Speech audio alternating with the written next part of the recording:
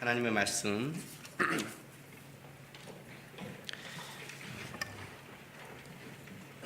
요한복음 말씀만 찾겠습니다. 요한복음 1장 29절에서 34절.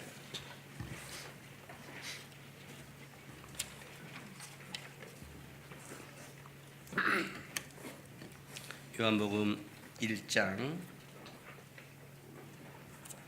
29절에서 34절까지 말씀 우리 한 절씩 교독하겠습니다.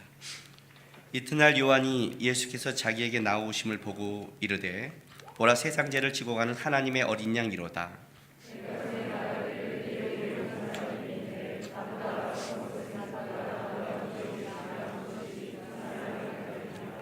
나도 그를 알지 못하였으나 내가 와서 물로 세례를 베푸는 것은 그를 이스라엘에 나타내려 함이라 하니라.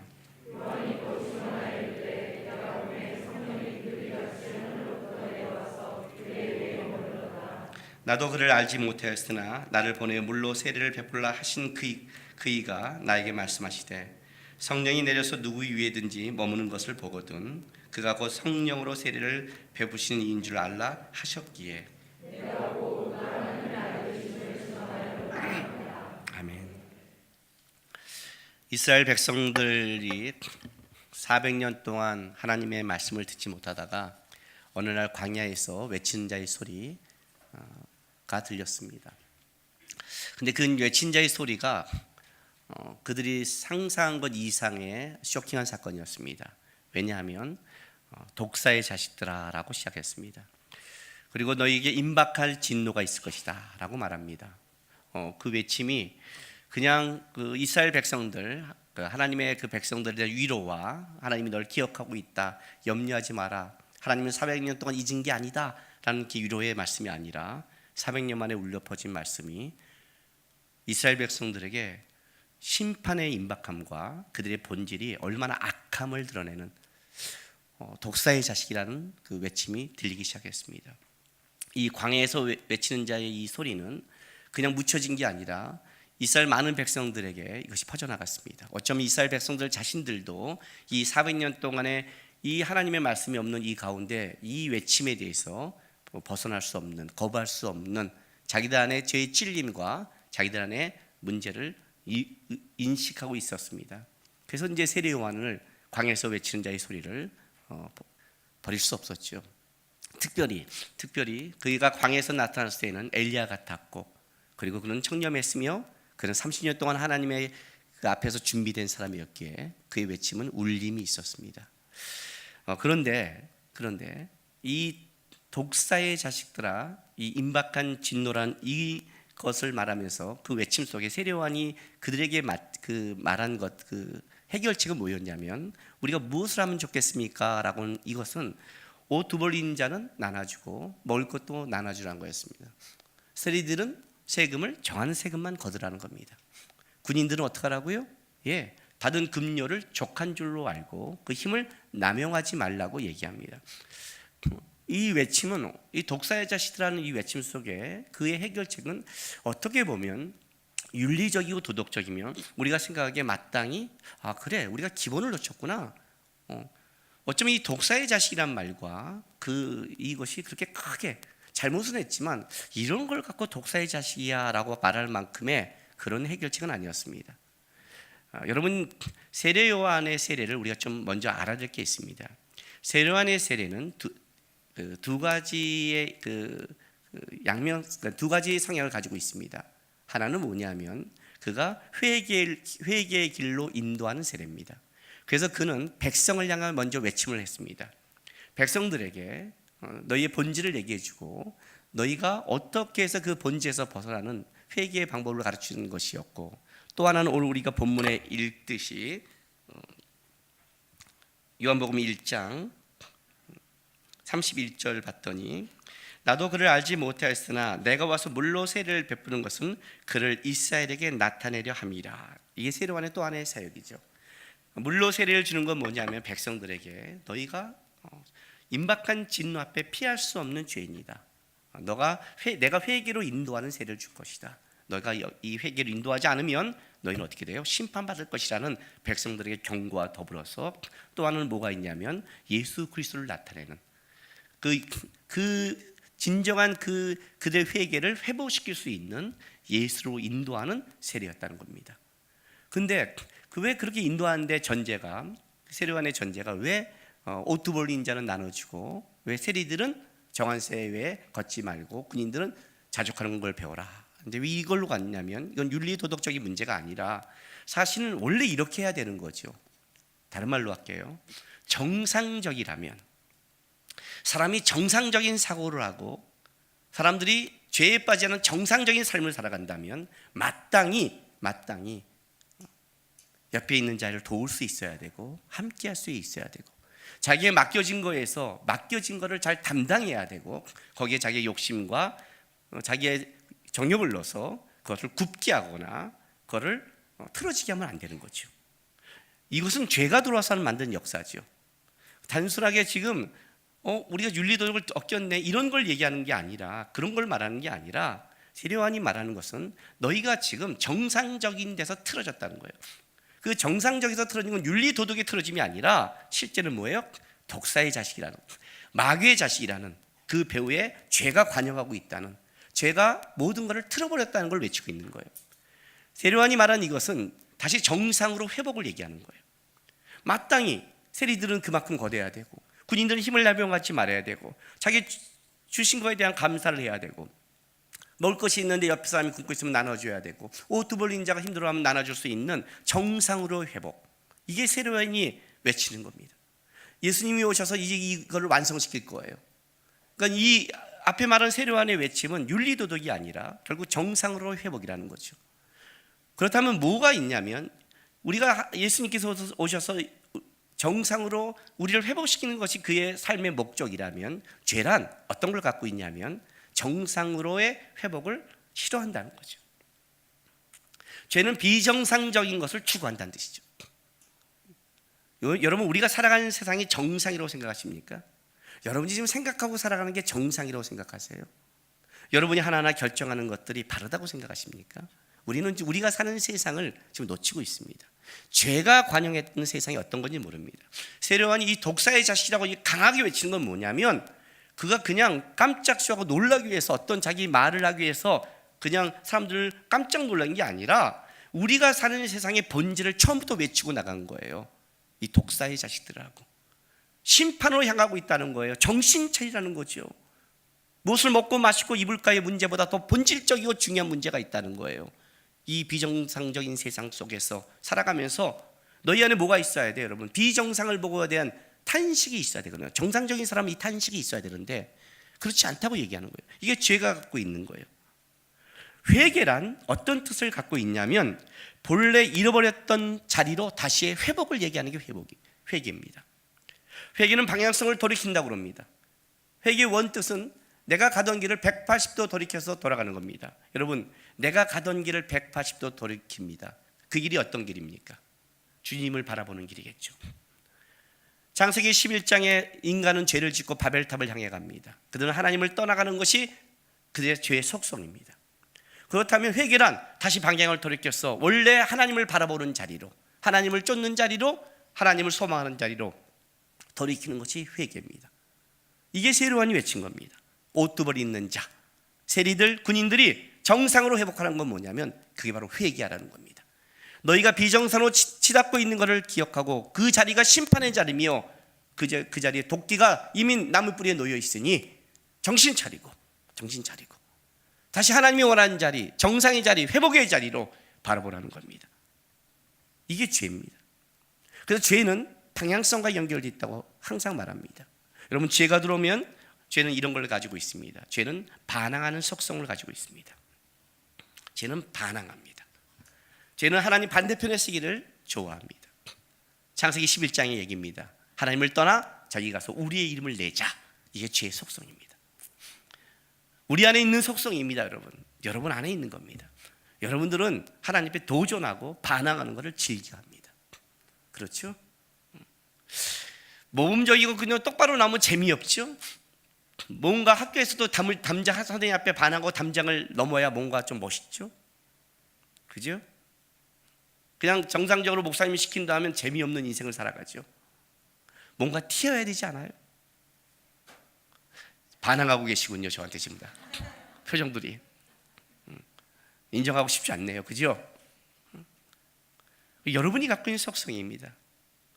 정상을 향한 튕겨내는 속성이 있어요. 그래서 그 비정상이 정상처럼 보이는 겁니다. 순리를 쓸 걸 영리로 쓰는 겁니다. 그게 다 동성애 이런 얘기 아닙니까? 순리로 가야 될 게 영리로 가는 것, 그 영리가 정상이라고 말하는 것, 그게 세상이에요. 이게 죄입니다. 그런데 이런 죄는요, 반항의 속성을 가진 애들은 조금 우리식으로 얘기하면 초등학교 6학년 이전의 아이들이 도전하는 죄죠. 그냥 무조건 덤비는 것. 조금 죄가 깊어지면 죄는 반항의 속성에서 변질로 갑니다. 이게 무섭습니다. 여러분, 죄란 뭐라고 그래요? 관역이 빗나갔다는 뜻을 가지고 있다고 그랬죠. 양궁 선수가 이 관역에다가 화살을 쏘는데 중심을 향해 가는 게 아니라 틀어진 것을 향해 가는 것, 이걸 보고 뭐예요? 죄라고 그랬죠. 방향이 틀어졌다. 재밌는 게 뭐냐면, 죄가, 우리 죄 그러면 하나님 반대편이라고 생각하니까 항상 내가 하나님이 가는 반대편을 향해서 죄가 간다고 생각합니다. 그런데 아주 교묘한 죄는 하나님 쪽을 같이 가고 있다는 겁니다. 방향이 같은 것 같은데 약간 틀어졌습니다. 그러니까 처음에는 이것을 볼 수가 없습니다. 이게 가면 갈수록 이것이 차이가 나고 벌어지는 겁니다. 죄는 살짝만 변질시키면 됩니다. 살짝만 틀면 됩니다. 하나님이 말하는, 하나님도 인정하고 하나님 뜻이라고 말하지만 살짝만 틀어버리면 어떤 일이 벌어져요? 변질이 됩니다. 이게 사실 우리에게 무서운 죄입니다. 우리처럼 중학교 이상 정도 돼야 할 수 있는, 부모님 앞에 뭔가 정당한 걸 얘기하는데 실제 그 깊숙이에는 뭐예요? 말은 정당한데 속은 아닌 것, 승복하지 못하는 것, 그런 게 있는 거죠. 그죠? 제가 우리 아내와 이렇게 집에서 이제 어떤 거 갖고 이렇게 막 얘기하면, 이 말로 얘기하면 누가 이기냐면 제가 이깁니다. 그렇지 않겠어요? 일단 남자들이 이거는 일반적인 겁니다. 또 이렇게 말하니까 여자들도 대들지 마십시오. 일반적으로 남자들이 좀 더 이렇게 말로 이렇게 하잖아요. 여자들이 좀 더 감성적이고. 일반적으로 아셨죠? 근데 저는 목사 아닙니까? 맨날 이걸로 먹고 사는 사람 아닙니까? 그러니 우리 사람과 얘기하면 누가 이겼어요? 제가 이기죠. 쫙 얘기해서 딱 이겨놔요. 분명히 시작은 내가 잘못했는데 끝에 가면 제가 옳습니다. 우리 사람이 그걸 다 들으면 이렇게 결론을 냅니다. 말은 맞는데 마음은 승복하지 못해. 이거 우리 사람이 요즘 갖고 있는 히든카드입니다. 나는 말로 승복했다, 이겼다 하고 의기양양 김남국의 깃발을 꽂는 순간 마음에 승복을 못 시켰다는 말을 들으면서부터 이렇게 무너지는 거죠. 그죠?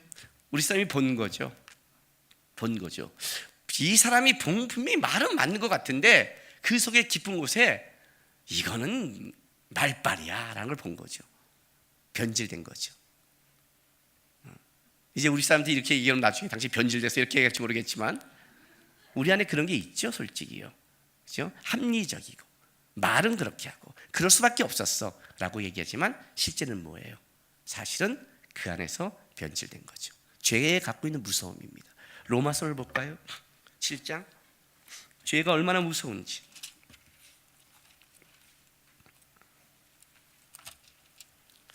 7절부터 보겠습니다. 로마서 7장 7절입니다.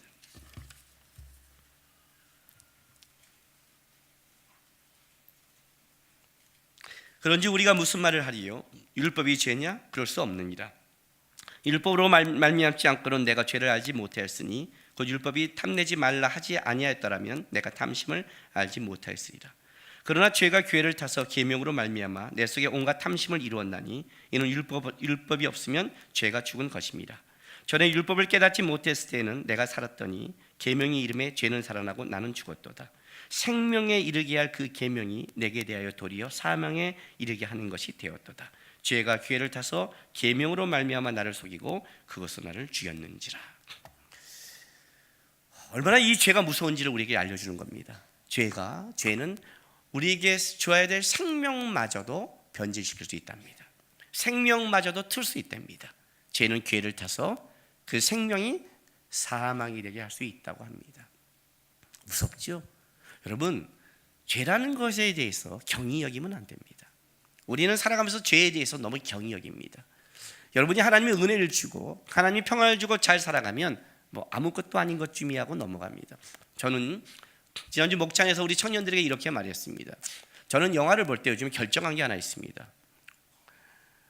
귀신 영화나 귀신의 영화나 반기독교적 영화는 아직 그런 거 있죠. 나왔는데 완전히 성경적으로 반기독교적인 영화, 또 귀신의 영화, 또는 동성애 같은 영화, 이런 영화는 저는 아예 안 봅니다. 이해가 되세요? 그걸 보고 와서 뭐라고 말하는 줄 아세요? 보지 말래요. 쥐만 보고 와요 맨날. 그걸 보지 말래요. 더 보고 싶어요. 그 말은 괜히 더 보고 싶어. 왜? 나도 죄인이니까. 우리 알잖아요. 하지 말려면 더 하고 싶은 거. 괜히 집에 먹을 거 놔두면 그냥 시작해도 안 먹을 텐데 먹지 마 그러면 괜히 한번 보고 저기 뭐가 있을까 먹까 한 얘기 이렇게. 그런 우리 안에 그 죄성이 있는데 맨날 보고 와서 보지 말래요. 재미없대요. 우린 이상해요. 근데 제가 왜 안 보는 이유는 두 번째예요. 그건 두 번째 이유라고요. 첫 번째가 뭔지 아세요? 우리는 보고 듣는 게 마인드입니다. 신앙이란 보고 듣는 겁니다. 눈과 귀를 얻다 두는 게 신앙입니다. 하나님 앞에 눈과 귀를 두면 믿음이라는 게 생기고 세상에 눈과 귀를 두면 세상이 생기는 겁니다. 까따라비아란 말 기억하세요? 내가 듣지도 보지도 경험하지도 않는 것은 사단이 역사할 수 없다. 사단의 역사는 내가 보고 듣는 것에서 역사한다. 지금 내가 괜찮다고 생각하고 지금은 내가 건강하다고 생각해서 본 것이 아무 문제가 없지만 수많은 본 것들이 결정적인 순간에 죄가 기어를 타서 생명에 이르게 할 말씀마저도 변질시키는데 쓸데없는 그런 것을 다 집어넣고 나서 변질되지 않기를 말하는 그 교만과 그 담대한 믿음은 어디서 나오는지 잘 모르겠어요. 괜찮다고 말하는,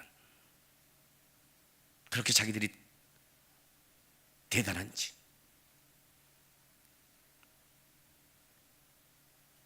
우리는 우리가 누군지를 몰라요. 죄의 무서움도 몰라요. 죄가 나에게 어떻게 영향을 끼칠지도 몰라요. 신앙은 죄에 대해서 깨어 있어야 되는 겁니다. 그러지 않아도 죄를 질 것이 너무 많은데 굳이 귀신 영화까지 보면서 동성애 영화까지 보면서 그렇게까지 말하면서 눈과 귀를 두면서 할 필요는 없잖아요. 여러분이 얼마나 죄에 대해서 망각하고 살아가는지, 이스라엘 백성처럼.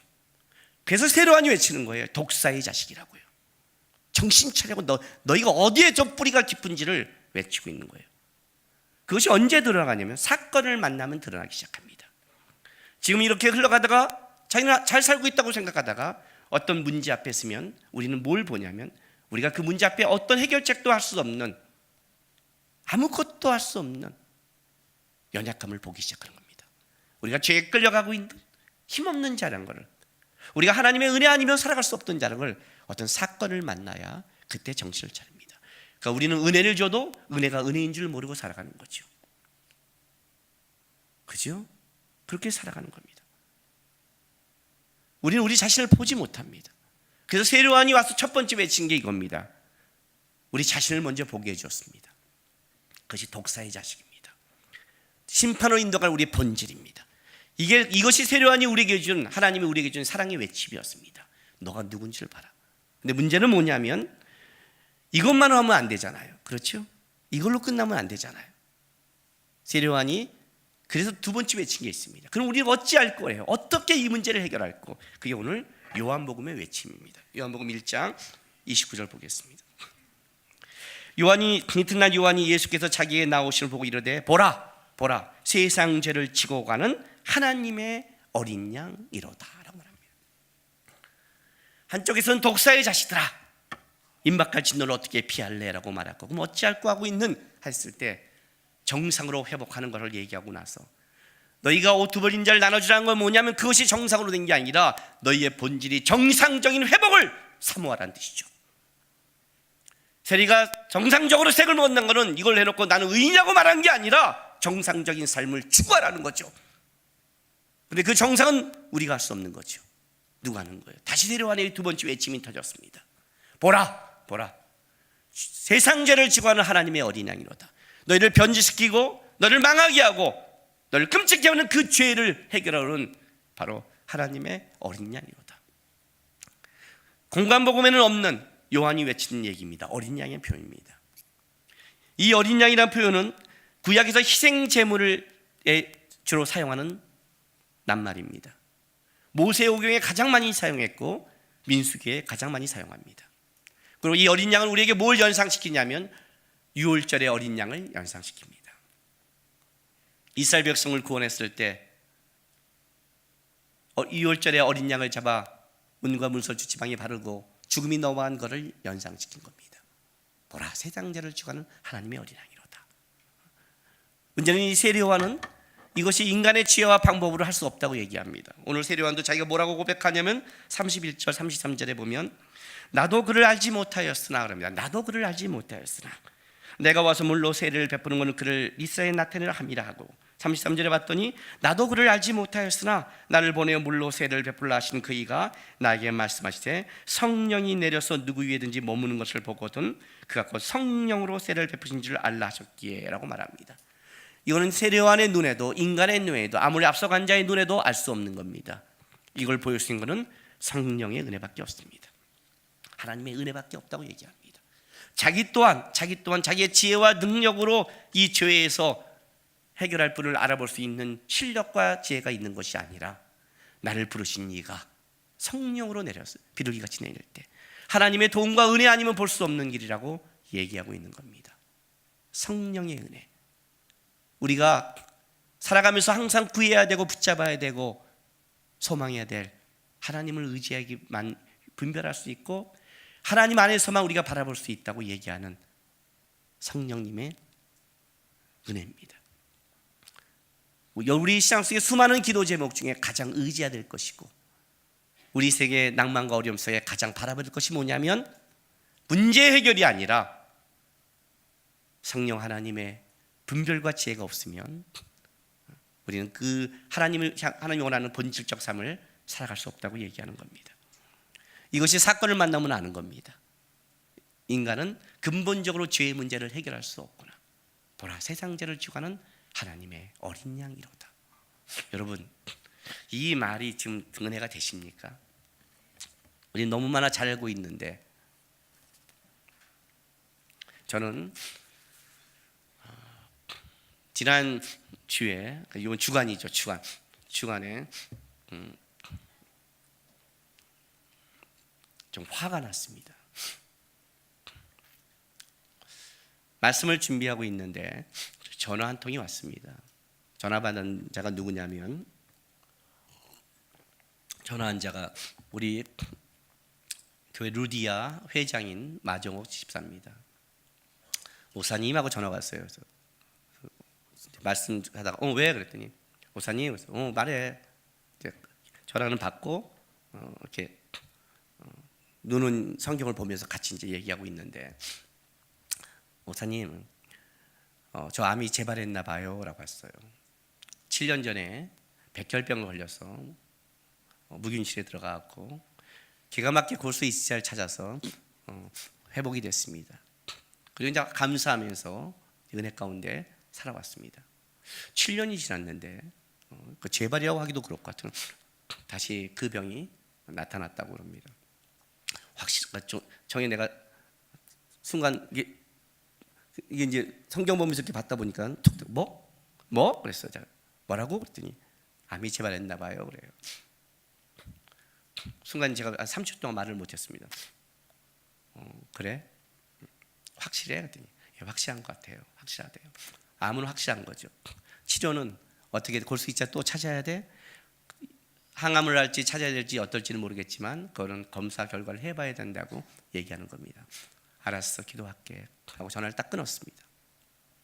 끊었는데 속에서 화가 나기 시작하는 거예요. 이 화가 그 하루 주체가 안 되는 거예요. 하나님께 대해 아니죠. 어떻게 하나님께 제가 화를 내겠습니까? 이 죄된 세상에 화가 나는 거예요. 이 죄의 끔찍한 세상을 살아가는 게 화가 나요. 인간이 갖고 있는 운명이 화가 나는 거예요. 제가 요즘에 목에 이렇게 쥐젖이 많이 났습니다. 피곤하고 막 그런 것 같은 해서 목사님 요즘 많이 났네요. 그럼 제가 이렇게 말합니다. 부패되고 있어. 그럽니다. 그렇죠. 우리 흙으로 돌아가야 되잖아요. 부패되고 있어. 그래서 이 죄를 가지고 가는 거예요. 근데 이놈의 세상이, 그러면서 제가 두 번째 본 게 뭐였냐면, 이 죄된 세상의 끔찍함을 내가 잊고 있었구나.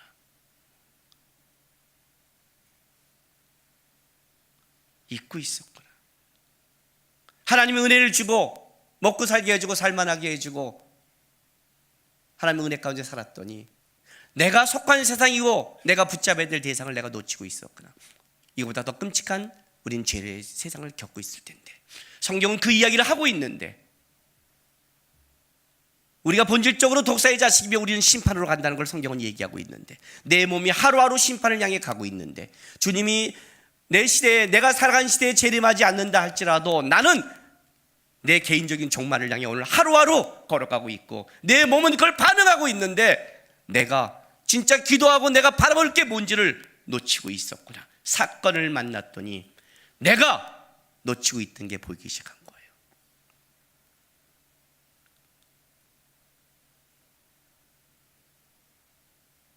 여러분, 우리는 무엇을 위해 싸우고 살아갈까요?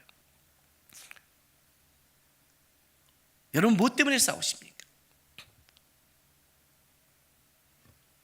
히브리서에 이렇게 말합니다. 히브리서 12장 1절부터 보면 이럽니다. 이러므로, 12장 1절 366쪽입니다. 신약성경. 이러므로 우리에게 구름같이 둘러싼 허다한 증인들이 있으니 모든 무거운 것과 얽매기 쉬운 죄를 벗어버리고 인내로써 우리 앞에 당한 경주하며 믿음의 주여 또 온전케 하신 이인 예수를 바라보자. 그는 그의 앞에 있는 기쁨을 위하여 십자가를 참으사 부끄러움에 끼치 아니하시더니 하나님 보좌 우편에 앉으셨느니라. 너희가 피곤하여 낙심하지 않기 위하여 죄인들을 이같이 자기에게 거역한 일을 참으신 일을 생각하라. 너희가 죄와 싸우되 아직 피 흘리기까지는 대항하지 아니하고 또 아들에게 권하는 것 같이 너희에게 권면하시는 말씀도 잊었도다. 이해가 되세요? 우리는 죄와 싸우는 거예요. 그래서 믿음의 주여 온전케 하신 예수를 바라보는 거예요. 피곤하고 낙심한 측에도 이렇게 죄와 싸우신 예수를 생각하래요. 아직 너가 죄와 싸우되 피 흘리기까지 싸우지 않았단 말이 실감나는 거예요. 우리는 끝까지 이 문제를 싸워가야 되는구나. 내가 싸울 때 심각한 건 죄의 문제인데 우리는 죄의 문제가 아니라 다른 혈기와 욕심과 다른 것을 갖고 하나님 앞에 싸우고 있구나. 그래, 끔찍한 죄의 세상을 살아가고 있구나.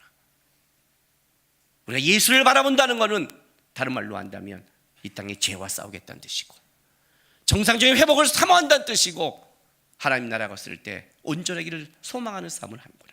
내가 무엇을 위해 싸우는 건가? 그게 보이는 거예요. 그리고 나서 답답한데, 저는 다음 주에 할 성경 본문을 한 주 전에 보잖아요. 항상 배란간 이 요한복음 말씀이 생각난 거예요. 보라, 세상 죄를 지고 가는 하나님의 어린 양이로다. 저는 이 말이 한 주의 위로가 됐고 소망이 됐어요. 왜 세례 요한이 세상 죄라고 말하는지를 알기 시작했어요. 세상 문제가 아니라 세상 죄예요. 우리의 문제는 죄에서 비롯되는 거니까, 겉모습만 해결되고 되는 게 아니니까, 이 죄의 문제를 해결하지 않는 한 계속 굴절될 것이고 깊어질 것이고 우리 안에 소망이 없으니까. 그래서 예수님이 오신 거구나. 우리의 정상을 회복하기 위해서, 이 본질을 회복하기 위해서, 보라, 세상 죄를 지고 가는 하나님의 어린 양이로다.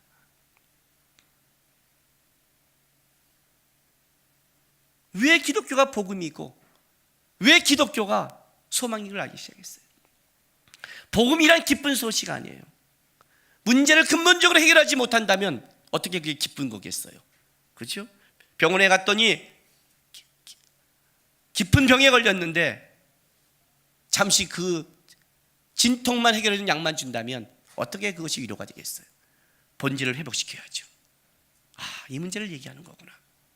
그래서 기독교가 복음이구나. 기독교가 소망이구나. 예수가 그래서 우리에게 복음이라고 말하는구나. 보라, 세상 죄를 지고 가는 그 깊은 절망과 그 속에 내가 해결했다는 거죠. 내가 해결했다는 거죠. 싸울 수 있는 거죠. 이제 소망이 있다는 거죠. 그게 예수를 바라본다는 거예요. 그게 세례요한의 외침이에요. 우리가 싸워야 될 진정한 문제죠. 마정호 집사가 엊그저께 묵인실에 들어갔는데 저한테 문자가 왔어요. 제가 이 문제를 갖고 하나님 앞에 묵상하고 있는데 왔어요. 목사님, 오늘 묵인실에 들어왔어요. 항암 치료는 어제부터 시작했습니다. 열도 안 나고 모든 게 순조롭게 잘 진행되고 있어요. 7년 전에 모든 게 급작스럽고 급성으로 또 여러 가지 합병증이 같이 와서 고생했는데 이번에 참 감사하게 진행되네요. 먼저 알게 하심도 감사하고요. 가족들도 담담하게 너무 힘들어하지 않게 받아들여서 그것도 감사하고 뭐 다 감사해요. 또 목사님과 7년 전처럼 친밀한 기도 제목을 나눌 수 있는 것도 감사해요. 이런 고백들이 나와요. 나를 지으신 이가 하나님인데 이 모든 것은 태초에 이미 예정되었던 일이라고. 내 몸은 그때 골수에 문제가 있게 만들어졌고 하나님에 대해 깊이 만날 수 있는 기회인 거라고. 목사님, 묵인실에 들어와서 이제 마음을 정비하고 씻고 있는데 문득 이런 마음을 주시는 거예요. 누가복음 23장 28절에 예수께서 돌이켜 그들을 향하여 이르되 나를 위하여 울지 말고 너희와 너희 자녀를 위해 울라. 이하 31절까지 말씀이에요. 아니, 이 말씀이 이해가 되는 거예요. 제가 예수님처럼 그 깊은 마음까지는 아니지만 적어도 사람들이 나를 위하여 울며 기도하며 안타까워하고 낭망되는 사람, 또 이런 일을 하시냐며 원망하는 사람, 복의 통로로 사용하고 있구나 이해하는 사람 등등 여러 가지 감정으로 저를 바라보겠지만 진짜 예수님의 말씀처럼 울 게 아니라 너희 자신을 위해 하나님 앞에 어떻게 살아야 할지 깊은 고민과 기도로 자기의 삶을 하나님의 사로로 싸우는 그 싸움을 해야 한다는 그런 생각이 듭니다. 저 기특하죠. 갑자기 이런 마음을 주시면서 목사님께 주저저 고백 아닌 고백을 하네요. 목사님과 성도들에게 걱정을 안겨주는 사람이 아니라 이 일을 통해 신실하신 하나님을 알게 하고 싶고 진짜 나 자신과 가족과 교회와 목사님을 위해 진심으로 기도했으면 하는 마음이 제 마음이에요. 10년 전 샘물교회 지금 진행교회 온 것이 너무너무 감사하고 행복해요. 목사님 감사합니다. 사랑합니다 라고 했어요. 제대로 고백하고 있는 거죠. 그죠? 너희와 너희 자신을 위해 울라. 예수님이 십자가를 지고 골고다를 올라갈 때 그걸 보고 수많은 여인들이 울고 있을 때 예수님이 하신 말씀이죠. 내가 왜 십자가를 지고 있는 건지, 너희의 죄 때문에 지고 있는 건데 예수님이 십자가를 지는 그 겉모습의 감성에 빠져 있는 자들에게 나를 위해 울지 말고 너희와 너희의 자녀를 위해 울라. 죄에 끌려간 것과 죄의 유전에서 벗어날 수 없는 너희의 자녀들을 위해 울라. 뭘 위해 울어야 되고 뭘 위해 싸워야 되고 뭘 바라봐야 될지를 말씀하는 거예요. 저는 우리 마십사가 어떻게 흘러갈지는 모르겠어요. 기도할 뿐이죠. 그리고 우리 성도 중에 마십사만큼도 여러 가지 병과 여러 가지 문제에 싸우는 이 죄의 문제로 싸우고 있는 우리 수많은 성도가 있고 저 또한 여기서 벗어날 수 없고 이것 때문에 싸우고 있어요. 우리 인생길 전체가 싸우는 게 죄 때문이에요. 여러분, 이 싸움에서 궁극적으로 승리하신 예수가 있다는 걸 기억하세요. 보라, 세상 죄를 지고 하는 하나님의 어린 양이로다. 왜 세례요한이 이걸로 종결시켰는지, 세상 죄를 지고 하는 하나님의 어린 양으로 우리의 눈이 머물지 않으면 우리 이는 죄의 문제를 이길 수가 없어요. 죄는 무서운 거니까요. 여러분, 좀 이 세상이 편하다고 방심하지 마세요. 여러분, 제가 오늘 저녁부터 중국에 들어서 내일부터 레이기를 가르치기 시작해요. 어저께 제가 공부한 것이 뭐냐면 나답과 아비후가 다른 불을 들여서 하나님부터 죽은 장면을 공부했어요.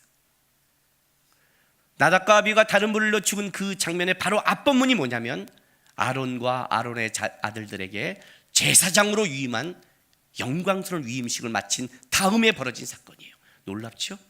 이스라엘 민족 중에 하나님 앞에 대제사장 가문으로 위임받는 그 성결의 7일 동안 모든 기간을 지나고 나서 시작했는데 어떻게 이렇게 곧바로 다른 불을 통해서 죽을 수밖에 없었을까? 그리고 봤더니 인류의 역사가 이것이 반복되더라고요. 에덴 동산의 그 좋은 하나님의 은혜 안에서 있던 아담과 하와가 방심해서 선악과를 먹었어요. 죄란 뭐라고 그랬어요?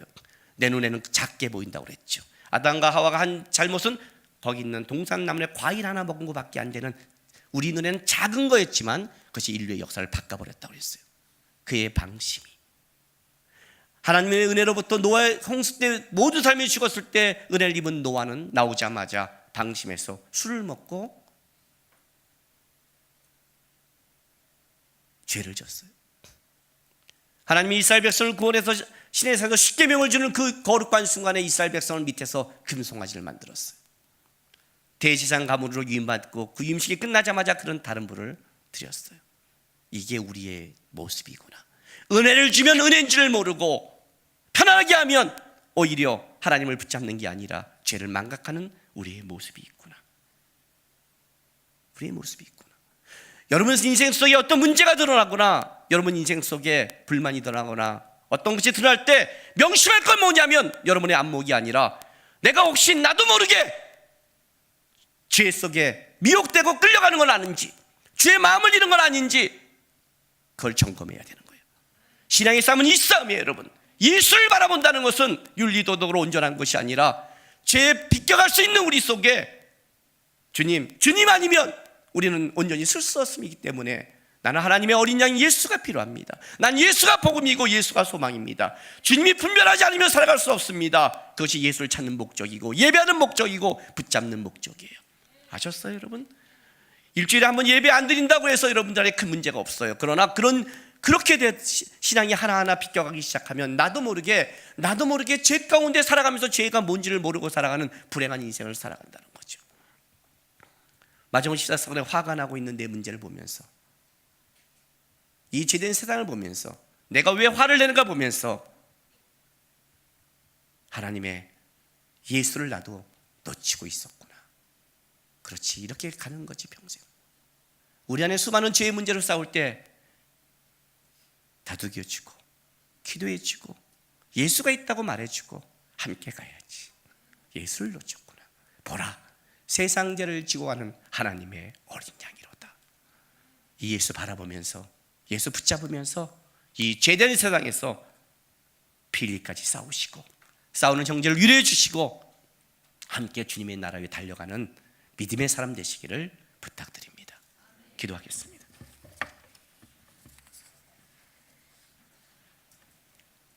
이 시간에 우리 다짐의 기도하겠습니다. 주님, 눈과 귀가 예수 안에 있겠습니다. 세상 죄를 지고하는 하나님의 어린 양을 바라보겠습니다. 그리고 결단과 하시면서 우리 마정호 집사를 위해서 좀 중보했으면 좋겠습니다. 주님 바라보면서 잘 견디게 도와주고, 하나님 이번에도 좀 은혜를 베풀어 주셔서 죄된 세상에서 하나님의 은혜로 다시 생명을 누릴 수 있도록 도와달라고 우리 마정호 집사를 위해서 좀 중보하는 시간 갖겠습니다. 다 같이 기도하겠습니다. 거룩하신 아버지,